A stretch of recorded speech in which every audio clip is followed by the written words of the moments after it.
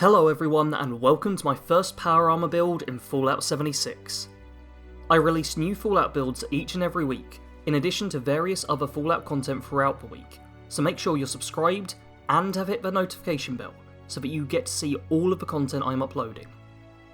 The minimum special for this build is 6 strength, 2 perception, 6 endurance, 3 charisma, 8 intelligence, 4 agility and 5 luck. Strength, endurance and intelligence are the key stats of this build. Strength boosts melee damage, endurance helps you to take more damage, and intelligence perks provides help with your power armor. The main strength perks for this build are the 3 ranks of Slugger.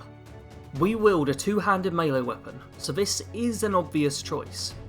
If you want to maximise damage, then you'd want to max out each rank of Slugger. However, if you want to save on perk cards, only go for the first rank of these, as the first rank is the most valuable in terms of perk point expenditure. Next in main perks we head to Endurance for Radical and Solar Powered. Both these perks raise your strength, the first based on how many rads you have and the second during daylight hours. As a melee build, any boost to strength means a boost to damage. Keep in mind that both of these are situational however, so you shouldn't be relying on these to get by. Instead view them more as temporary buffs that will just give you the edge every once in a while. As a main perk for Charisma, I'd recommend Lone Wanderer. If you're playing on your own, you want to have this perk.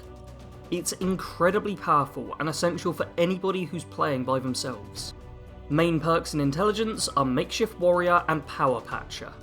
These perks work together to make both your weapon and armor break much slower. The last thing you want in the middle of combat is for your equipment to start falling apart. Additionally, Power Patcher will reduce the cost of repairing your power armor, and Makeshift Warrior is required for certain melee crafting upgrades. On to recommended perks now, and we start again at Strength. Here we have Martial Artist and Pain Train. Martial Artist both reduces melee weapon weight and increases swing speed. These are both incredibly helpful effects. Carry weight is an issue for many of us playing the game, and weapon swing speed is vital in how much DPS you can deal. Pain Train is a perk which is far less deadly, but does still serve a purpose. Charge into an enemy and they will stagger, and take a little bit of damage. I found that this stagger effect gives you enough time to land an unblockable attack on your enemy, either letting you kill them before they have a chance to do anything, or weakening them enough that they're much easier to deal with. For Perception, I have included both Fire in the Hole and Grenadier. These 2 perks combine to make your throws more accurate, but also to be more forgiving. Fire in the Hole adds additional range and a throwing arc, giving you a better chance to get your explosives to land where you want them to. Grenadier then raises the blast radius, meaning that if the enemy starts moving away before the detonation, you still have a good chance to catch them in the explosion. In Endurance we have 3 different recommended perks: Ghoulish, Sunkissed, and Photosynthetic. Ghoulish makes it so that taking radiation damage regenerates your health. I find this most helpful when you're in a blast zone, as you're constantly taking rad damage, which means you've got constant health regen. Likewise, Photosynthetic will grant you health regen during the daylight hours, reducing how often you have to rely on healing items. Sunkissed will then remove rads during daytime. This is great for saving on rad away and not having to worry about minor rad damage. So often you eat food that gives you rads or get hit by an enemy who inflicts a bit of rad damage. Using rad away each and every time this occurs is a bit of a pain, so instead why not let the sun do the healing for you? In Charisma I have a trio of recommended perks: Inspirational, Bodyguards, and Squad Maneuvers. For a main Charisma perk I recommend Lone Wanderer. It's a great perk if you're playing solo, but if you're in a team it's literally useless. This is where the recommended perks come in. If you're in a team, get rid of Lone Wanderer and instead equip Inspirational, Bodyguards, and Squad Maneuvers. These will give you bonus XP, resistances, and movement speed respectively. On to Intelligence, where we have Demolition Expert, Power User, and Portable Power. Demolition Expert gives bonus damage to our explosives, tying in nicely with our Perception perks. Powerful explosives give a great bonus to a melee build, giving you a little more versatility. Power User and Portable Power make power armor usage a little easier. Power User increases the duration of fusion cores, and Portable Power reduces the weight of power armor. These are great little bonuses to just make power armor more rewarding. Less chance of running out of fusion cores, less carry weight being used up, and less need to carry around as many fusion cores with you. In agility, I have included Born Survivor and Through Hiker. Born Survivor is a literal lifesaver of a perk.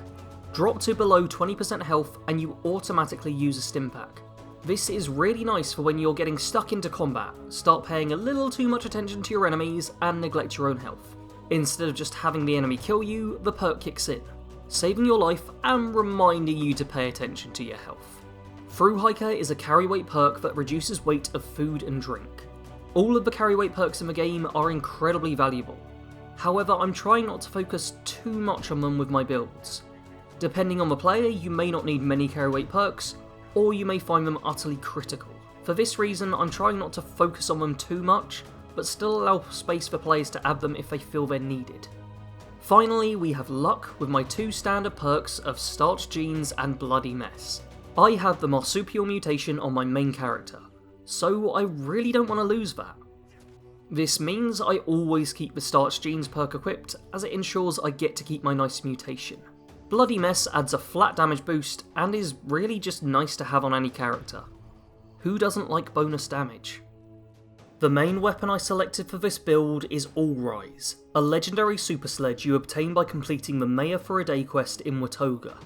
This isn't a particularly powerful legendary variant, but it's a guaranteed one, so I went for it. The super sledge is one of the few weapons which actually looks somewhat appropriate for a power armor clad character to wield. When I acquired the weapon, it already had the heavy mod on it, giving it a great deal of damage. The high damage of this weapon makes it easy to take down most enemies with less than a few swings of your weapon. The one disadvantage to being a melee build is the lack of range. To make up for this, I'd advise carrying a decent supply of throwable explosives with you. As armour for this build, you'll want to be wearing the full set of Ultra Sight power armour. To obtain this suit of power armour, you'll need to complete the quest Belly of the Beast in the main story. Before this point, you can get by with any other suit of power armour, however they probably won't be as tough as Ultra Sight. I've yet to find any mods for Ultra Sight power armour, but do keep your eyes open as any ways to improve the suit will yield great benefits. As you are wearing power armour, you don't need to carry any regular armour with you.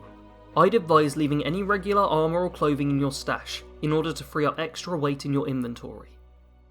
The main mutation I would recommend for this build is Twisted Muscles. It reduces gun accuracy, but boosts melee damage and limb cripple chance. For a pure melee build, this is a huge bonus with no real downside.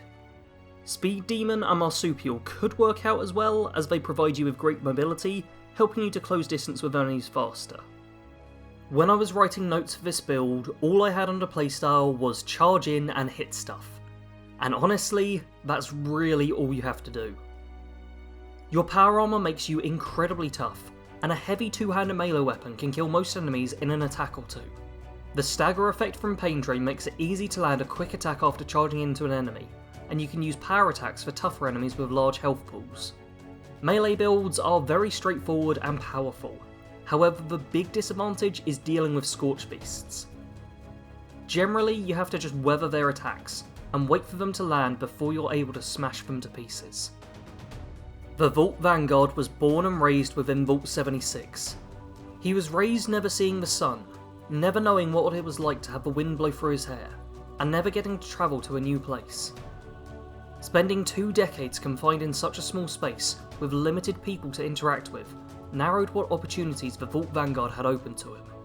His education was heavily structured by Vault Tech, which led to a lot of restrictions in what he was allowed to learn. What it did present though was plenty of opportunities to interact with advanced technology. Vault 76 not only was an advanced structure in and of itself, it also housed several robots inside. The Vault Vanguard nurtured a great interest for the technology that went into the robots, and the environment he found himself within. For years he studied engineering, robotics, and anything under the same sphere of interest. Technology was his passion, and within the Vault he was able to pursue this as much as he wanted. He made sure to contribute to the maintenance of the Vault as much as he possibly could. Whenever something broke or one of the robots had a problem, he was the first to try and solve it. Within the Vault though, there would always be a limit to what he could fix, learn, and explore. It didn't take long for him to learn all the Vault systems inside out, and that just left him wanting more. He spends years eagerly awaiting the opening of the Vault, To him, Reclamation Day would be the chance to uncover so much more technology. When the day comes, this is the case, but not in the way he imagined. The world is a dangerous place now, and he has to rapidly shift his focus from simply being amazed by technology to working out how best to use it in order to keep him alive. Thank you all very much for watching this character build video. If you enjoyed it, make sure you hit the like button so that I know, subscribe for more videos like this, and share my content around with any of your friends who are also playing the game. As always, thank you for watching. Sarge out.